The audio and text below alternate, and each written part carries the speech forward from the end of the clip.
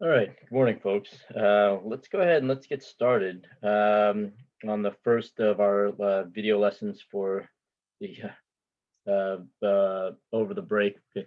So what I'd like to do today is I'm going to go ahead and I'm going to finish up with the discussion of chemical kinetics, which is going to be chapter 12, and then start into chapter 17, which will allow us to discuss the final factor that determines whether a chemical or physical process will occur or not. So we've talked about equilibrium. We spent a good portion of our class talking about equilibrium.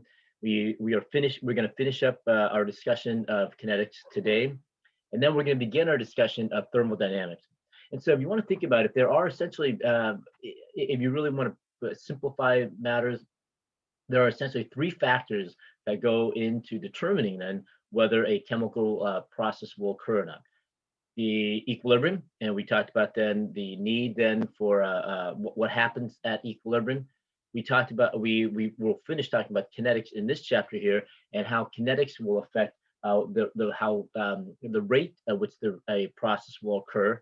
And then thermodynamics, which is what we'll talk about in chapter 17, will determine whether a process will occur or not in a spontaneous manner. Okay, and so what we have, the whole idea behind the presentation then is that the way that I presented it so far is to get you to see then that there are various factors that will determine then whether a chemical process will occur or not. And we have talked about two of the three, and we'll talk about the third one in this next chapter.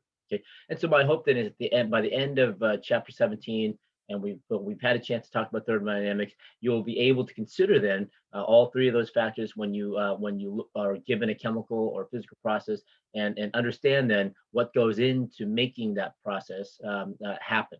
Okay. All right. So with that said, then I want to go ahead and I want to pick up where we left off with yesterday, and that is with our discussion of collision theory. Okay, so collision theory essentially is our way to explain then why it is a chemical process will occur, and how quickly it will occur. Okay, and so collision theory then is based upon, we were talking about this three factors. We were talking about then whether there's enough energy that will go into that reaction to get it to go, and that was the temperature, the temperature effects on a chemical process. We're going to talk about activation energy. We'll finish up talking about I'll introduce activation energy, and we'll finish talking about it today. And oops, sorry, let me go back. I'm a little bit ahead of it. So we were right. Yeah. Okay. So we were talking about. Then we were beginning our discussion of activation energy yesterday before time ran out, and then finally I'm going to finish talking about orientation. Okay. And so those are, when we talk about collision theory gives us an explanation as to why a particular chemical reaction will occur, and then also what must happen in order for that reaction to occur. Okay. All right. So temperature, then we said then basically said, if a reaction has energy, the reaction may occur, and as you add in more energy, the chances of that reaction occurring goes up even greater. So many reactions typically require an input of some energy initially, and then depending on what that reaction is, either you need to continue to feed that reaction energy, or that reaction itself produces enough energy where it will it produces the energy it needs to continue going. Okay, so that was the temperature effect and on a chemical reaction.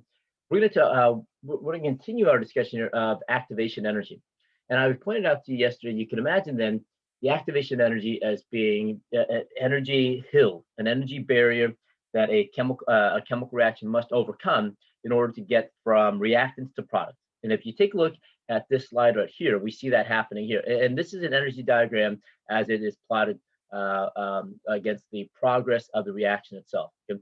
And so if you see here, the reactants in this particular generic reaction is at a higher energy state than the product, which means then, and we will talk about this in the next chapter, this represents then a favorable process. That is a process that will occur spontaneously, and it can happen. That means you get it started and it goes on its own, because the products then are at a more stable state than the reactants.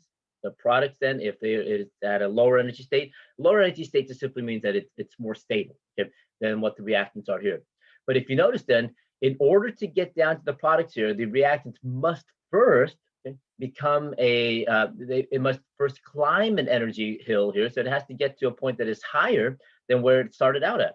And that point here is where we what we call them where the transition states occur. Okay, so what these transition states are, they are very temporary and very you can think of them as intermediates, but at this transition state, the reactants form a very high energy compound.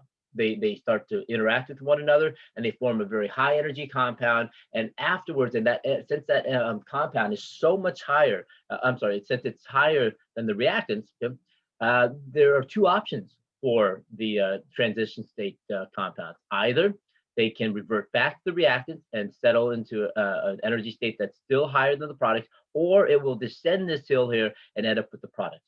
Because the products represent a more stable state, many of the most, if not all of the transition states, the intermediates here, will choose the latter pathway and then move down and get towards product and achieve a more stable state. Okay, and so what the reactants must do then, in order to become products, they must first absorb energy, okay, from the external heat, absorb energy, and then form this high energy complex, and then that high energy complex will then break down to form the product. The example we left off with yesterday then is this reaction here. So we have then the barium nitrite complex here, okay, to form then nitrogen monoxide and bromine. So we have this initial complex here in this decomposition reaction.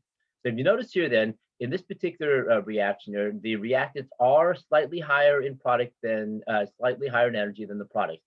Delta E here means it's just a change in the energy from reactants to products. We'll talk about how we can calculate for this change in energy in chapter 17. But I wanted to point out to you then, this reaction is favorable, thermodynamically favorable, because you end up with the product that is lower in energy than the reactants. Okay?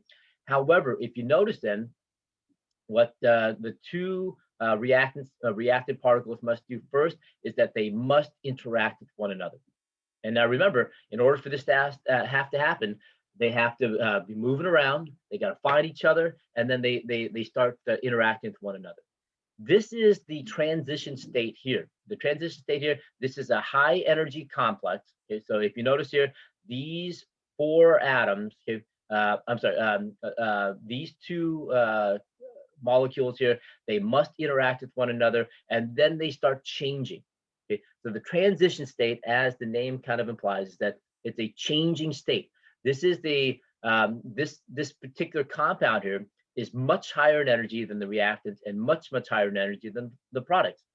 And like I had mentioned to you yesterday, researchers have, for many different types of chemical reactions, have tried to isolate this transition state, but it is very difficult because typically in a chemical reaction, because these transition state molecules here are so high in energy, they don't last very long. They do not last very long. And so what happens is, as soon as they form, essentially, they continue on down this pathway towards a product. Again, like I said, could they revert back to the reactants? Sure, they could. But the more probable pathway that leads to the more stable product is the pathway that it will take. We'll talk about the probability and the reason why it will progress in the forward direction rather than the backward direction. We will talk about the reason why that happens in the next chapter. Okay? And so there is our transition state. Okay, and so what happens is, once the reactants absorb enough energy to form this transition state, then you can imagine then the transition state molecule releases that energy and on its way down to the products here. Okay, so bonds must break. So bonds will form here. So you notice that if you look at the dashed line here, that represents a transient bond. So if we take a look at this particular, and I just want to highlight this for you. Okay, this dashed line right there between the two bromines right there. Okay, that is a very temporary bond. That is a transient bond that forms, okay, to hold those two particles together. And and once that happens, if you notice here, this bond then forms the bond between the two bromines, And these bonds there, they break to form the two nitrogen monoxide particles. Okay, so that transient bond forms it to hold those particles together. But as that bond starts to form and connects the two bromines together down here, the two bonds that holds the bromine, each bromine to the NO particle, that breaks, and we end up with our product. Okay, and so make sure you keep this in mind, that bond breaking and bond forming. So you can imagine then on the way up to the transition state, we have a bond that forms, we have bond forming, and that requires energy. And then on the way down, we have bond breaking, and that involves the release of energy. Okay, so we have absorption of energy here. So on this side here, we have energy absorbed, and that's what we have represented here. So energy has to be absorbed for the bonds to form, that very transient bond to start forming. Okay, and then energy is released on the way back down to form the product. Okay, so when the bonds form, we're going to have energy being absorbed to form this transient bond there.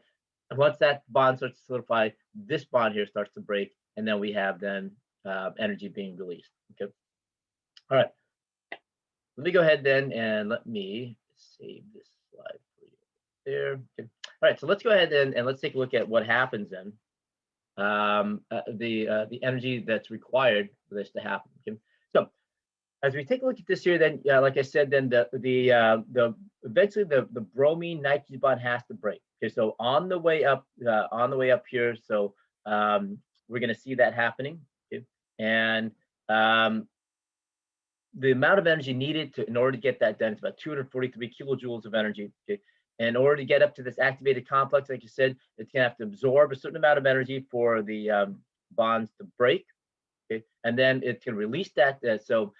As we break the bromine nitrogen bond here, which involves 243 kilojoules of energy, okay, that is going to be released on the way back down. That's what the term exothermic refers to. So this amount of energy right here is going to be broken as it comes back down towards the product here. Okay. Now, again, we're going to need energy. I didn't include this here for you, but the bromine bond has to form. So we're going to absorb energy there, and then on the way back down, the amount of energy is going to be released. Then it's going to be about 243 kilojoules of energy as the complex here, the transition state, falls down and becomes the products here.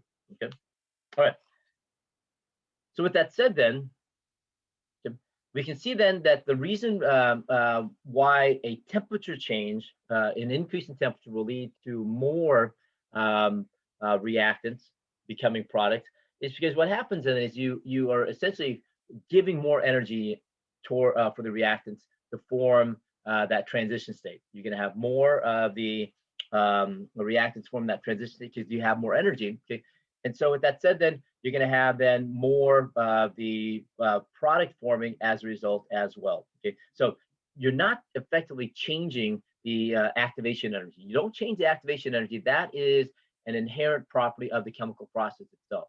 What you're doing then is you're feeding more energy into the chemical process, and as you do so, you're getting more of the reactants to meet with one another, and you're giving them more energy. They can climb that energy hill. More of them can climb that energy hill and then move on towards the product. Okay? So the idea then is that you're increasing the number of reactant particles that are colliding with one another, and as a result, then when they collide, they form this transition state, and then they go on to the product itself. And we can calculate for that.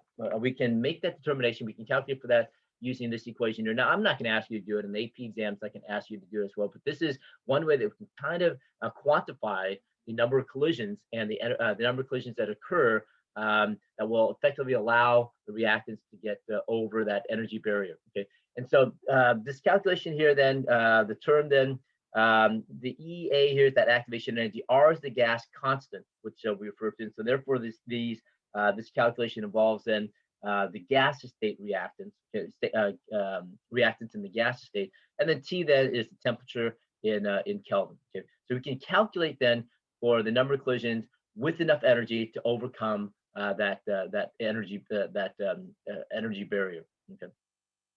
All right.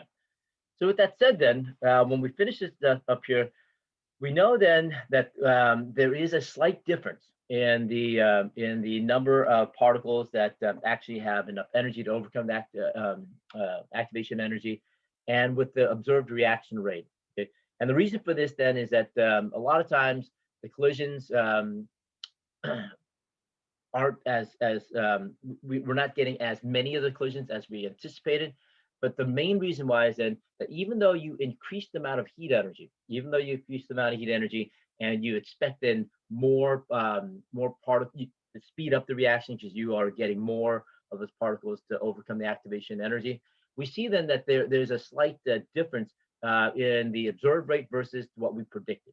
Okay, so in the previous slide, we had that formula where we can predict how many particles will have enough collisions to get to the product, and thus from that, then with the temperature, as you saw, then as the temperature increases, we should expect then an increase in the number of effective collisions as well.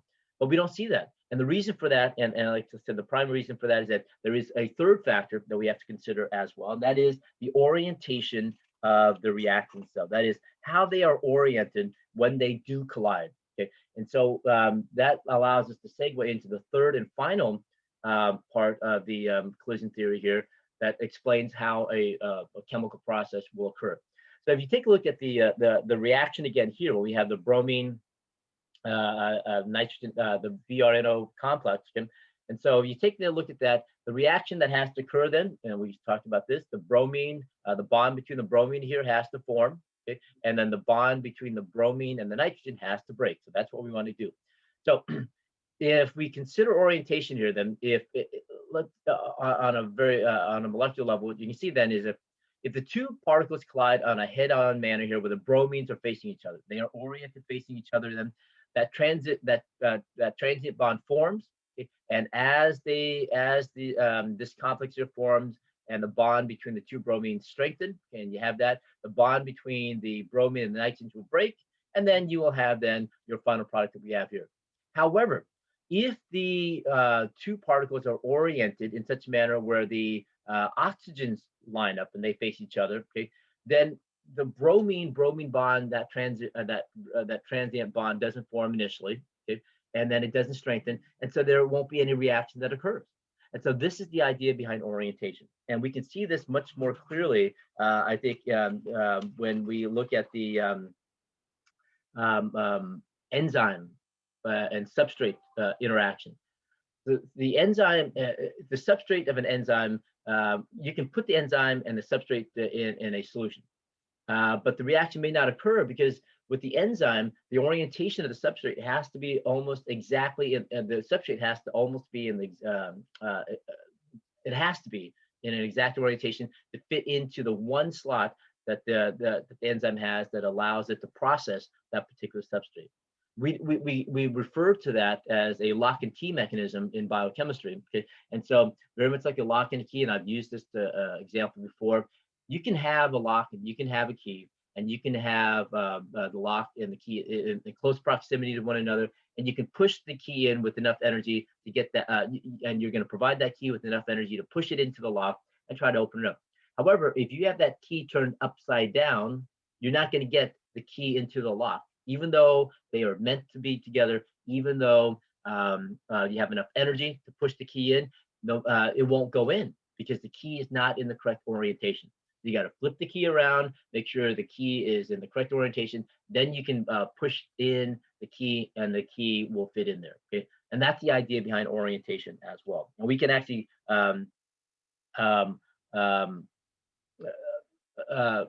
see that happen with X-ray crystallography with the enzymes and their substrate. Okay, all right. So, like I said here, that lock and key mechanism is kind of the way that you want to observe how orientation factors will affect the rate at which a reaction will occur. Okay, so temperature affects the rate at which the reaction, a chemical process will occur. The activation energy will affect the rate at which a chemical process will occur. And then finally, the orientation will also affect the rate at which a chemical process will occur. As you increase the temperature, like I said, as you increase the temperature, you will increase the number of particles that will interact with one another. You will give it enough energy. You will give those particles enough energy to overcome the activation energy. And then finally, what we need to make sure we do then is that if they are not oriented correctly, no matter how much temperature we put in, the orientation kind of limits the actual rate, the how fast the reaction runs. Because what happens then is that the orientation, the particles have to orient themselves correctly, and if they don't orient themselves correctly, those particles that do not orient themselves correctly enough, that's going to lower how quickly the reaction will be run. Okay, so that's how you want to make sure you can, and that's how collision theory helps to explain how quickly a reaction will occur. Okay? And so we can quantify that, and we have confirmation of that, of collision theory, in this very simple equation here. This is what we call the Arrhenius equation, and this is the same Arrhenius that works with the acids and bases. Okay? And so collision theory, if we don't have some type of evidence, some type of proof, I'm sorry, not proof, but some type of indication that that is correct, then it's just an idea. There's nothing that really helps us to understand to support our collision theory. Well, the Arrhenius equation, Arrhenius was able to come up with a way that we can relate what we can observe in terms of temperature, in terms of orientation, and in terms of activation energy, and relate that to an observable event. That is an observable factor. And that is, if you notice here, K. So in the Arrhenius equation then, K is the rate constant. So we are calculating for the rate constant using the Arrhenius equation. Remember, the rate constant we can experimentally obtain using the rate laws. So we have the rate laws, we can determine the rate constant for a particular process. What the Arrhenius equation does is it allows us to calculate for it based upon a few factors here. Okay, so A then is what we call the frequency factor. There it is, activation energy is right here. R is the gas constant, and T is temperature. Okay, and so that's what we have right there. Now, let me go ahead and go through each one of these with you and show you then that with the Arrhenius equation, if we can calculate for K, and if K then corresponds to an observed rate constant that we take from the rate law, okay, then we have confirmation that the collision theory is correct. How? Well, first of all, there's activation energy, okay, that the rate constant here is dependent on the activation energy, and we can calculate for that as well, okay. So there it is. If what we calculate for here with the rate constant is supported by the observed rate constant, that means then that this activation energy is a factor in determining how quickly a reaction will occur. We have confirmation of the activation energy. Okay? And we have confirmation then that the activation energy is a factor in determining how quickly a reaction occurs. Okay. All right. There is temperature. Temperature is right there, and temperature is in Kelvin. And so again, if our calculated value here for the Arrhenius equation, okay, if our calculated value for the rate constant is correct, then it is also confirmation then that the temperature has an effect on how quickly a reaction occurs. That is the kinetics of the reaction as well. And then finally, we have then A here. Okay. A then takes into account the what are called steric factors, okay, and also the frequency of the collision. Okay. Steric factors then are how and the way that we determine A then. Steric factors can be understood then as the orientation. Okay. Steric A then takes into account the orientation of the particles themselves. So the three factors here that we have then that are that we talked about in the collision theory can be confirmed, and this provides us confirmation for the collision theory, because we have then, if the calculation here is correct, okay, and it matches with the observed rate constant, then okay, we have then confirmation of collision theory, which tells us then that a reaction, a chemical process, the rate at which the chemical process occurs depends on the orientation of the particles, depends on the temperature at which the reaction is run, temperature, sorry, temperature at which the reaction runs, and then finally the activation energy. So the three factors that the activation energy, The three factors in collision theory that helps to explain then how quickly a reaction will occur are all present in the Arrhenius equation here. So if we can get, and then remember, this is the rate constant. Okay? So this is the calculated rate constant. And so we can compare this calculated rate constant to our observed rate constant in the rate law. We have then confirmation then that the collision theory has some support behind it. Okay. So again, collision theory is only an idea. It's only a theory to explain how a reaction, the kinetics of a reaction. Okay. But without support of any kind, then it's just an idea. The Arrhenius equation here provides us with the opportunity to support what we observe in the collision theory and the factors that affect the chemical reaction itself. Okay. All right, very good. So I'm not going to ask you, and the AP exam will not ask you to do any calculations involving the Arrhenius equation. I just pointed out to you, and I want you to understand that the Arrhenius equation is our way to show that the collision theory is a valid theory as of right now. So we have then some valid supporting evidence for the collision theory. Okay? And so we can go ahead then and we can take the Arrhenius equation here and derive then this linear form of the Arrhenius equation that we have right here. Okay? And so with that said, then the slope of the line here, what we have then is going to give us the temperature, the value here. Okay. And so what we can do then is we can plot then the natural log of the rate constant versus the inverse of temperature. Okay. And we have this here. So that is a one way, like again, like the Arrhenius equation is allows us to provide that provides for us a some support for the collision theory. Okay. All right.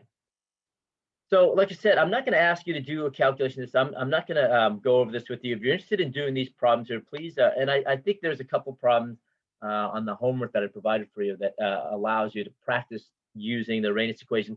Please do so, if for nothing else, just to see then that there is some support for collision theory. And again, that's what the Arrhenius equation allows us to do. And in this example here, we can calculate for the activation energy, okay, using this information here. Okay. And then please make sure you take a look at this problem as well. And again, like I said, I'm not going to ask you to do it, but if you would like to see how we work this one out, please email me over the break, and then I'll work it out for you in the next video. Okay.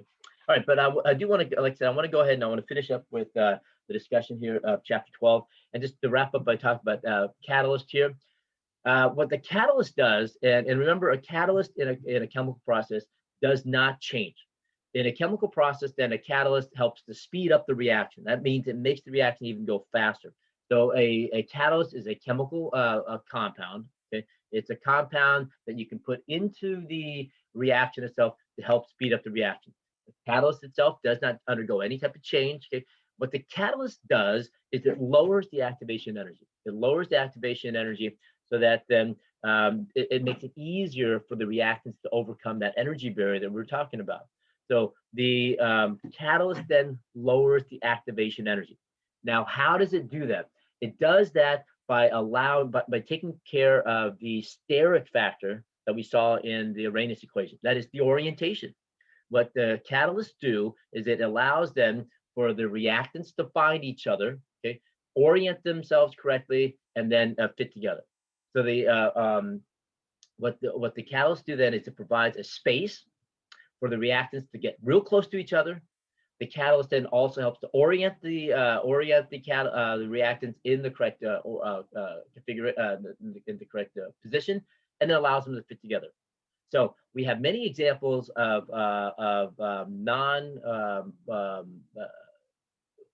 inorganic catalysts, and I shared with you one, which is platinum. But the inorganic catalysts are very inefficient. They're not as efficient as nature's catalysts, which are these enzymes here.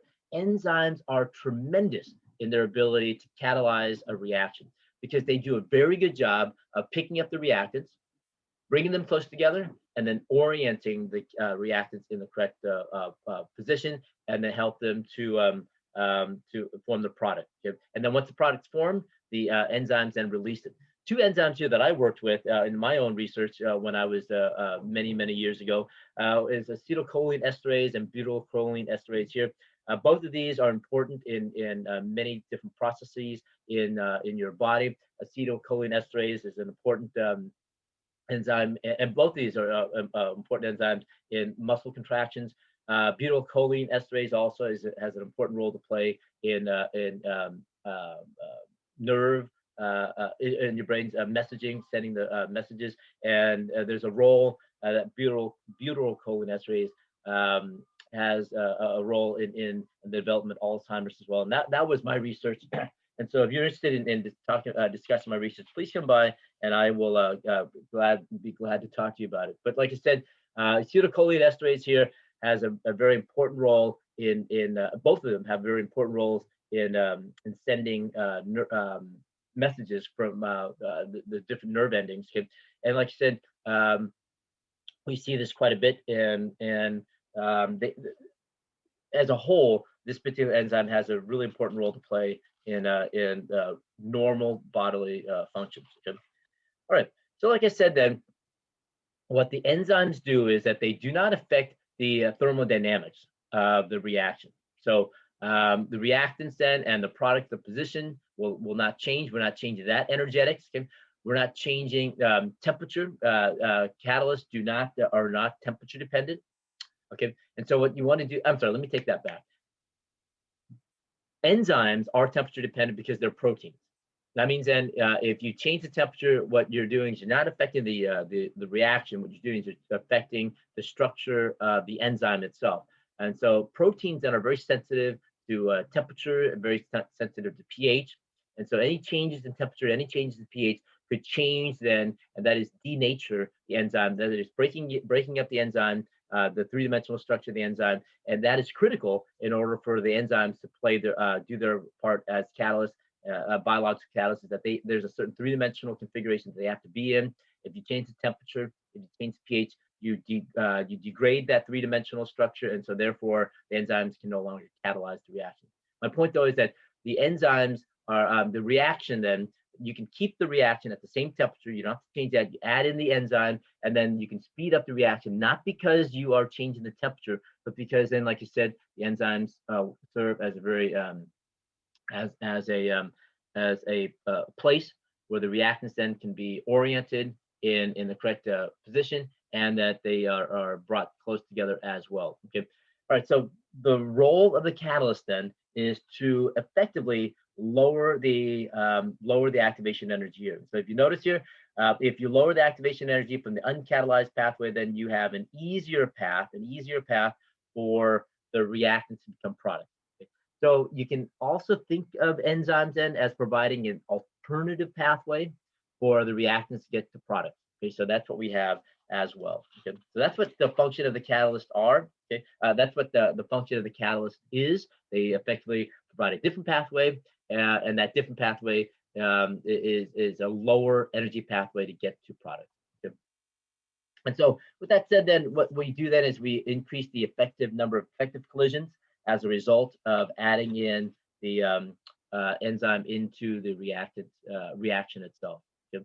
And like I said here, the enzymes, the reason why they do this is that they bring the reactants closer together, and then they orient them correctly. So basically the enzymes deal with the steric factors, okay, that go into getting a chemical reaction to occur. Good. All right, we have then different types of catalysts. I'm not going to go over this too much. Then we have that heterogeneous catalyst, okay, and I'll let you go ahead and take a look at that on your own. Okay, the difference between the adsorption of the catalyst onto the surface. I'm sorry, the adsorption of the reactants onto the surface. The catalyst, okay, allows then the catalyst then to do its work. The reactants then can interact with one another and then form the product. Okay. All right. This is an example of a very heavily catalyzed reaction in our living organisms. This is the citric acid cycle that allows your body to generate the ATP that it needs in order to function. Okay. All right, so that is it for chapter 12, you guys. And so please make sure you take a look at chapter 12 and review that. The homework I assigned the last the last homework assignment for chapter 12. Please make sure you get that done. Okay, and so what I'd like to do then is let's go ahead and let me stop this one here. Let me go ahead then and introduce you to the next chapter, okay, and that is chapter 17. Okay. And in this chapter, then, what we're going to focus on, and I'm running low on time, and so tomorrow's lesson, well, I guess what we'll do then, we'll pick up with chapter 17 here. I'll do the introduction to chapter 17 tomorrow. Please watch that. Remember, Friday, no lesson, Saturday, no lesson, Sunday, no lesson. I'll provide one. So after tomorrow's lesson, the next we'll continue on with chapter 17 on Monday. Okay. All right. Have a good weekend, folks. I'm sorry, not yet. I'll wish you that tomorrow, but I'll see you tomorrow on the lesson. Please make sure then if you have any questions, email me, and I will, just like over Christmas break, I will include the answers to those email questions on in the next lesson. Okay. All right. Have a good day, folks, and I will see you folks tomorrow on the video lesson. Okay. All right. I'll see you tomorrow. Bye.